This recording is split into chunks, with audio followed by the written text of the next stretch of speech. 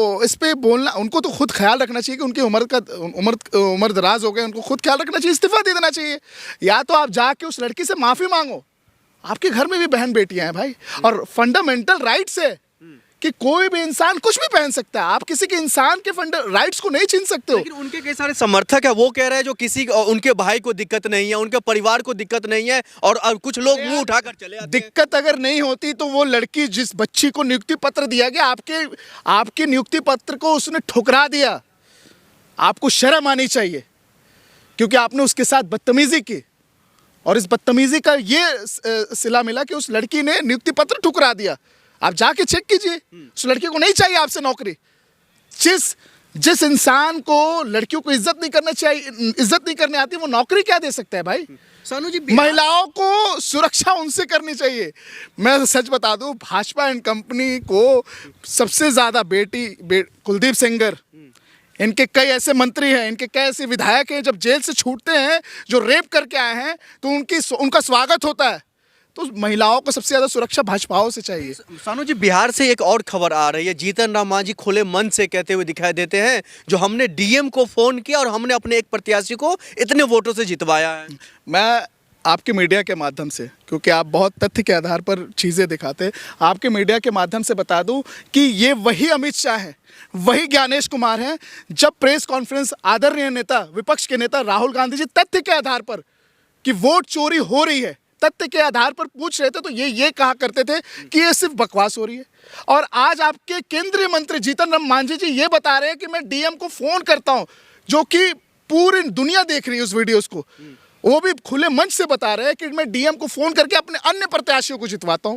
तो अब मैं अमित शाह से ये पूछना चाहता हूं, और अमित शाह के मालिक ज्ञानेश कुमार से ये पूछना चाहता हूं कि आप ये बता दें कि वोट चोरी हो रही है कि नहीं। आपके केंद्रीय मंत्री बता रहे हैं ना कि वोट चोरी हो रही है। भाई, वोट चोरी के तहत आप बिहार में सत्ता लेकर आ गए, तो ये बहुत ही दुर्भाग्यपूर्ण है। अब इस बातों को लेकर वो दरकिनार कहते ये झूठी बात है, काट पीट करके चलाया जा रहा है। मंच पर झूठी बातें होती है क्या? तो कह रहे काट पीट करके वीडियो को चलाया जा रहा है वायरल करने के लिए। अरे वायरल पूरी बात नहीं है, वायरल कैसे कर सकते हैं आप? उस वीडियो को देखा आपने? क्या वो कटी पिटी वीडियो थी?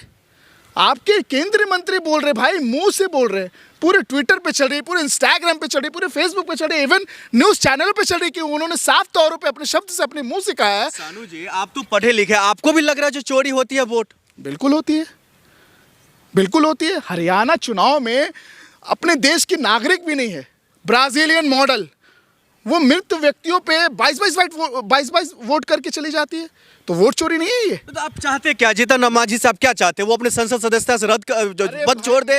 वो क्या चाहते हैं? जो एमएलए को जितवाए वो एमएलए का जो है विधायकी रद्द हो जाए? मैं आज आपको ये बता देता हूँ, मैं ये चाहता हूँ कि देश का लोकतंत्र बचा रहे, देश का आवाम बचा रहे, देश में ये जो राजतंत्र लाने वाले हैं उससे लोग बच सके। क्योंकि ये जो वोट चोरी हो रही है ना, ये आपको और हमको हानिकारक ही होगी।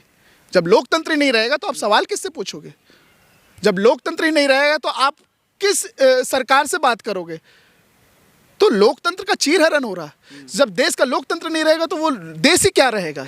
नहीं, तो आखिर में ये बता दीजिए, जिस तरीके का आप जो है खुलेआम मंच से वीडियो वायरल होती हैं, उस पर कोई एक्शन नहीं होता है। कई पक्ष जो है वो कहते हैं जिसको तो सीधा उठाकर जेल में डाल देना चाहिए, ऐसे मंत्री को, ऐसे सांसद। अरे भैया, कैसे जेल में डालेंगे? जज भी इनके, वकील भी इनके, पुलिस भी इनकी, सब इनकी है भाई।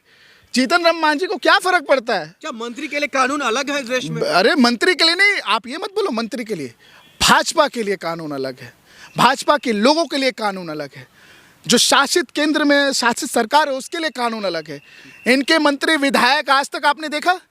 अगर किसी अन्य पार्टी से कोई इनके पार्टी में जाता है तो वॉशिंग मशीन के जैसा धुल के वो साफ हो जाता है। और इनके पार्टी के किसी को देखा आपने जिसमें ईडी का छापा पड़ रहा हो, जिसमें सीबीआई का छापा पड़ रहा हो, जिसमें पुलिस उनके घरों पे छापा मार रही है? राष्ट्रवादी पार्टी में किसी के घर पर किसी कुछ हो सकता है सानू जी? ऑब्वियसली बात है। This is called dictatorship.